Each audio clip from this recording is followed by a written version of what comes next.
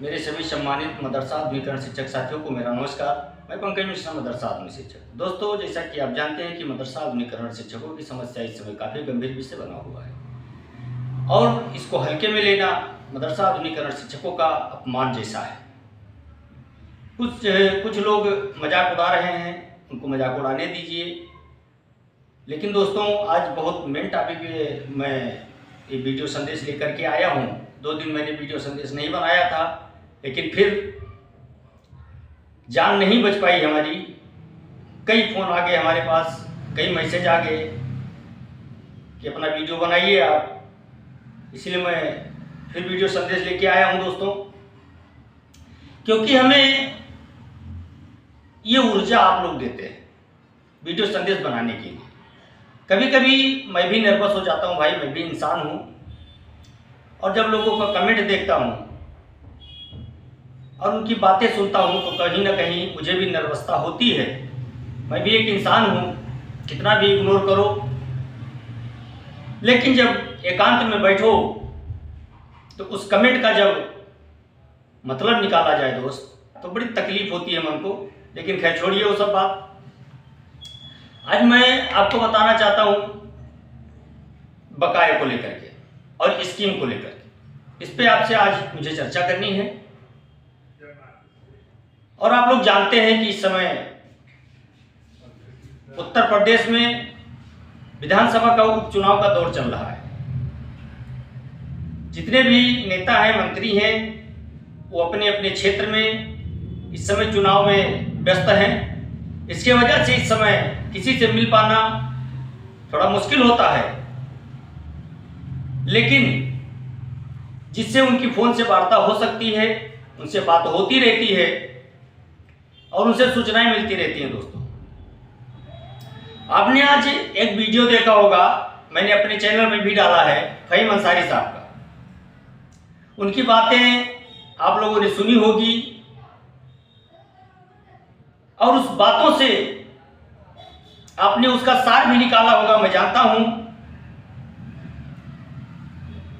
और मैं ये चाहता हूं कि चाहे मेरी वीडियो हो, फ़हीम भाई की हो, या अकबर अली साहब की हो, या महफूज भाई की हो, या किसी की भी वीडियो संदेश हो, आपके लिए अगर वो बना रहा है तो उसमें से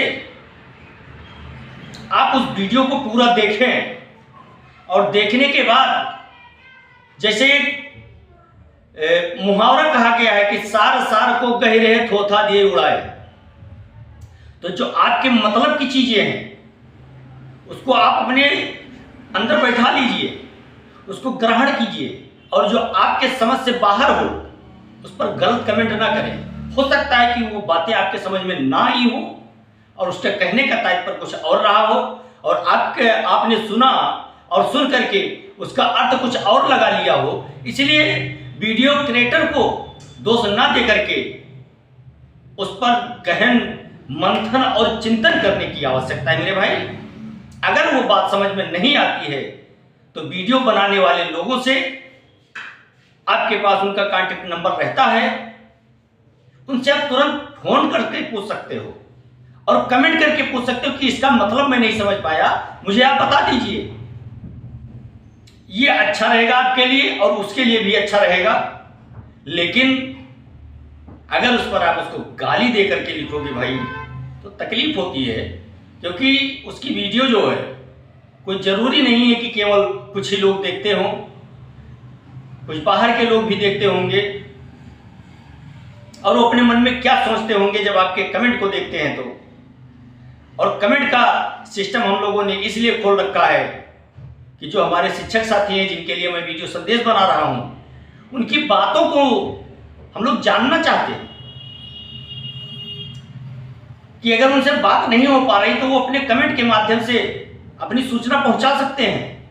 हम लोग पूरी कमेंट देखते हैं और यथासंभव जवाब भी देते हैं और पढ़ते हैं पूरी संदेश। हर संदेश के ऊपर लाइक जरूर रहता है, कमेंट जरूर ना रहे लेकिन लाइक जरूर रहता है दोस्तों। इसलिए हम लोग हर कमेंट को बारीकी से देखते हैं और उसके बारे में विचार भी करते हैं। इसलिए हम लोगों ने कमेंट जारी रखा है। हालांकि उसको बंद भी किया जा सकता है, लेकिन इसलिए नहीं बंद किया गया है कि आप लोग अगर कोई मशवरा देना चाहते हो या हमने कोई गलती उसमें किया है, उसको सुधारने का आपने सुझाव दिया हो, तो वो हमारे लिए बहुत महत्वपूर्ण चीजें हो जाती हैं। इसलिए हम लोगों ने उसको बंद न करके उसको चालू रखने का फैसला किया। लेकिन आपकी स्कीम को लेकर के जो चर्चाएं चल रही हैं, थोड़ा सा वक्त लग सकता है मेरे भाई, समय लग सकता है, क्योंकि लंबा प्रोसेस है और आप बहुत नजदीक हैं मेरे भाई। आप सफलता के उस छोर पर पहुंचने वाले हैं जिस पर चलने के लिए निरंतर 1.5 साल से प्रयास कर रहे हैं। 1.5 साल के बीच में जो शिक्षकों के दर्द को समझा है वो बैठा नहीं है और निरंतर वो प्रयास करता आया है और अभी भी कर रहा है, और जब तक सफल नहीं होगा तब तक वो करता रहेगा मेरे भाई। अब उस मंजिल तक पहुंचने में कुछ ही सीढ़ियां बाकी हैं, तो उन सीढ़ियों पे न चढ़ करके हम अगर उस सीढ़ियों को छोड़ करके अगर भाग जाएं तो ये कायरता होगी। इसलिए आप लोग थोड़ा धैर्य बनाए रखें, किसी के ऊपर गलत कमेंटबाजी ना करें। अगर कोई प्रयास कर रहा है तो उसके हौसले को तोड़े ना और बढ़ाने का कार्य करें, क्योंकि वो आपसे कुछ मांग नहीं रहा। जो कुछ है वो अपना ही खर्च कर रहा है, अपना समय खर्च कर रहा है, अपना किराया भाड़ा खर्च कर रहा है, जो उसके खाने पीने का खर्चा होता है वो भी वो स्वयं वहन कर रहा है, आपसे नहीं मांग रहा है। तो अगर नहीं मांग रहा है फिर भी आपके लिए निस्वार्थ भाव से अगर वो लगा हुआ है, तो कहीं ना कहीं आप अपने दिल पर हाथ रख करके और अपने आप से सवाल करिए कि जो इस तरह से कार्य कर रहा है उसके खिलाफ अगर हम कोई बातें बोलते हैं तो क्या ये अच्छी बात है या गलत बात है।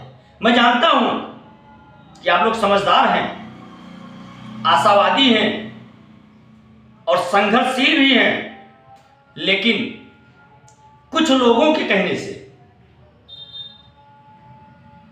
आपने फोन किया, मेरे पास फोन किया, सिकंदर बाबा के पास फोन किया, एजाज साहब के पास फोन किया, फहीम भाई के पास फोन किया, सुनील सिंह भाई के पास फोन किया, हाजी समीउल्लाह साहब के पास फोन किया। अब आपने सबकी बातों को टैली किया। हम लोग भी जानते हैं कि कुछ शिक्षक साथी ऐसे हैं जो सबके पास फोन करके और उनकी बातों को वो तौलते हैं। तौलने के बाद वो देखते हैं किसकी बातों में दम है और किसकी बातों में ज्यादा वजन है। तो भाई जितने लोगों से आप बात करोगे, दो चीजें उसमें आपको एक सी मिलेंगी, एक योजना और एक बकाया।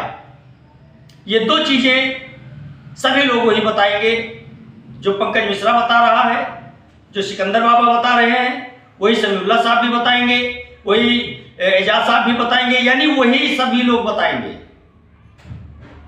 लेकिन कुछ लोगों की ये फितरत होती है, इस डाल से कूद कर उस डाल पे, उस डाल से कूद कर उस डाल पे जाने का।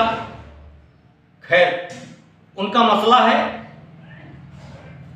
लेकिन जब इस तरह से तुम करोगे तो किसी न किसी के बात में आकर के और तुम कमेंट जरूर करोगे मेरे भाई, और वो कमेंट सभ्यता को न दर्शाते हुए असभ्य समाज की तरफ जाने के लिए वो रास्ता बना देता है। मेरे कहने का तात्पर्य है कि पॉजिटिविटी में रहो। मैं ये नहीं कहता कि निगेटिविटी को इनकार कर दो, अगर वो नहीं रहेगा तो आप सफल नहीं हो सकते हो। तो पॉजिटिव रहना और निगेटिव पे ध्यान रखना, ये दोनों चीजें होती हैं। जब लैब में किसी चीज का परीक्षण किया जाता है तो उसका रिएक्शन क्या होगा, उससे नुकसान क्या है, उससे फायदे क्या है, दोनों को टैली करके तब किसी चीज को बनाया जाता है। इसलिए दोनों चीजों का होना बहुत आवश्यक है। लेकिन हर जगह पे निगेटिविटी में रहना, हर जगह पर पॉजिटिविटी में रहना, ये दोनों घातक हो सकते हैं। जिस तरह से समय की मांग हो, समय की मांग के अनुसार आपको कार्य करना है। और जब आप समय के अनुकूल काम करोगे तो उसका प्रतिकूल जवाब नहीं आएगा।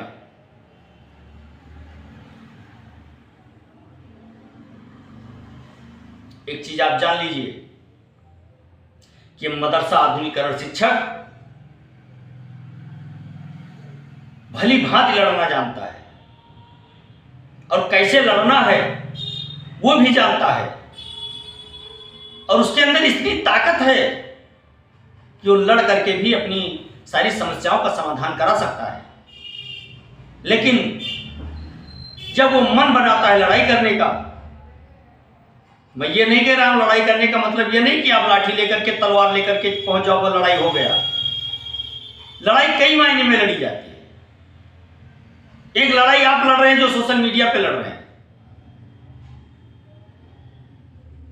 और इस लड़ाई ने जो क्रांति पैदा की है उसका परिणाम है कि आज सरकार न फ्रंट फुट पर जाकर खेल रही है, न बैक फुट पर जाकर के खेल रही है। बीचों बीच में वो रुकी हुई है। हम फ्रंट फुट पर जाएं कि बैक फुट पर जाएं। अगर फ्रंट फुट पर जाएंगे, गेंद अगर मिस हो जाती है तो हम स्टंप आउट होने का डर है। अगर बैक फुट पर हम खेलेंगे तो अगर गेंद गुगली आ गई तो क्लीन बोल्ड हो सकते हैं। इस असमंजस में उत्तर प्रदेश की सरकार और भारत सरकार फंसी हुई है दोस्तों, और इस तरह से फंसाने का काम अगर किसी ने किया है तो मदरसा आधुनिकीकरण शिक्षक हैं, जिन्होंने सोशल मीडिया और जमीनी लड़ाई से जो क्रांति की आग बोई है उसकी ये देन है। 78 दिनों के धरने की देन है, प्रज्ञा मिश्रा जी के डिबेट की देन है, हाजी समीउल्लाह साहब के बार बार मिलने का देन है, और आप लोगों के जो सहयोग आप लोगों ने किया है, हर बार जब जब बुलाया गया है तब तब आप लोग आए हैं, उसकी देन है कि आज मदरसा आधुनिकीकरण शिक्षकों की बात भारत के सबसे उच्च सदन में उठता है, प्रदेश स्तर पर आपकी बातें उठती हैं, सबसे छोटी न्यायालय में भी आपकी बातें उठती है दोस्तों, सबसे बड़ी से बड़ी, सबसे छोटी से छोटी अदालतों में आपकी बातें हो रही हैं। और बातें अगर हो रही हैं तो कहीं ना कहीं आपको जीवन दान देने का जो सार्थक प्रयास हमारे मंत्री महोदय जी कर रहे हैं वो प्रयास सफल होता दिख रहा है। आप लोगों की दुआएं कबूल हो रही हैं, आप लोगों का मेहनत कबूल हो रहा है। और अब जब आप मंजिल के एकदम नजदीक हैं तो आपस में मतभेद निकाल करके और संगठित होकर के और कोई ऐसा रास्ता ढूंढें, ऐसा रास्ता निकालें जिससे हम लोगों का काम अगर 6 महीने बाद होने वाला है तो 3 महीने में हो जाए दोस्तों। और हम लोगों का यह प्रयास है कि जनवरी तक हमारी सारी समस्याएं खत्म हो सकती हैं अगर इसी तत्परता के साथ हम लड़ाई को लड़ते रहें। लेकिन जब कोई धोखा देता है,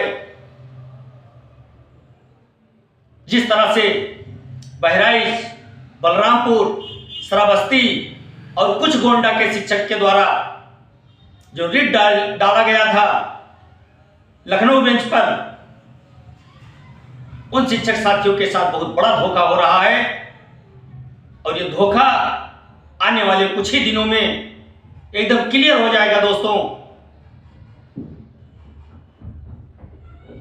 आप अपने आंखों से देखोगे, अपने कानों से सुनोगे। अगर मेरी बात पे आपको विश्वास नहीं है तो आप जाकर के लखनऊ के इलाहाबाद हाई कोर्ट में मदरसा आधुनिकीकरण शिक्षकों की फाइल आप निकलवा करके देख लीजिए, उसमें आपको सारा सबूत मिल जाएगा। उसमें पंकज मिश्रा की बातों पे विश्वास करने की कोई आवश्यकता नहीं है, किसी के बातों पे कोई विश्वास करने की आवश्यकता नहीं है। आप लखनऊ के इलाहाबाद हाई कोर्ट में जाइए और वहां पर मदरसा आधुनिकरण शिक्षकों का जो बकाये वाला मुकदमा चल रहा है उसकी फाइल निकलवा करके देखिए, आपको सारी बातें पता चल जाएगी कि किस तरह से हमारी पैरवी की गई है, किस तरह से हमारा रिट डाला गया है, कौन वकील रखा गया है, कौन क्या रखा गया है, सारी बातें आपको मालूम पड़ जाएगी दोस्तों। उसमें बहुत कुछ बताने की आवश्यकता नहीं है, लेकिन इतना जरूर है, मैं धन्यवाद देना चाहता हूं कोर्ट का, जिन्होंने इस मुकदमे को संयुक्त रूप से सबके लिए बना दिया, जनहित याचिका बना दिया। नहीं तो जो 5 फाइलें डाली गई थी, 5 में 2 की पैरवी हुई और 3 की पैरवी ही नहीं हुई आज तक। उसमें कोई एप्लीकेशन ही नहीं लगाया गया है। लेकिन ये कोर्ट का आपको एहसान मानना होगा कि कोर्ट ने सारी फाइलों को एक करके उसको जनहित याचिका में शामिल कर दिया है दोस्तों। इसलिए जो रीट में थे वो भी, जो नहीं थे वो भी, सभी लोग उसमें शामिल हो गए हैं। और जो फैसला आएगा भगवान ने चाहा हम लोगों के पक्ष में आएगा और सबके लिए आएगा, क्योंकि रिव्यू बहुत जल्दी खारिज होने वाला है। और वो फैसला जो पहले का फैसला था इलाहाबाद हाई कोर्ट ने हम लोगों के पक्ष में जो फैसला सुनाया था, वही फैसला आने वाला है और हम लोगों का बकाया भी मिलेगा, हम लोगों की स्कीम भी चलेगी, खोया हुआ सम्मान भी वापस मिलेगा। जरूरत है तो केवल आपके सहयोग की, आपको कंधे से कंधा मिला करके चलने की, और जो हौसला, जो कोशिश कर रहे हैं उनके हौसलों को तोड़ना नहीं भाई, उनके हौसले को बढ़ा करके रखिए। भगवान ने चाहा बहुत जल्द हम लोगों को कामयाबी मिलेगी। आप घबराए ना, परेशान ना हो, विचलित ना हो, किंचित मात्र भी आप टेंशन न ले। ये काम आपका हो रहा है, काम आपका बहुत जल्द होने वाला है, बहुत जल्द होगा। आज के लिए बस इतना ही। नमस्कार, जय हिंद, जय भारत, भारत माता की जय।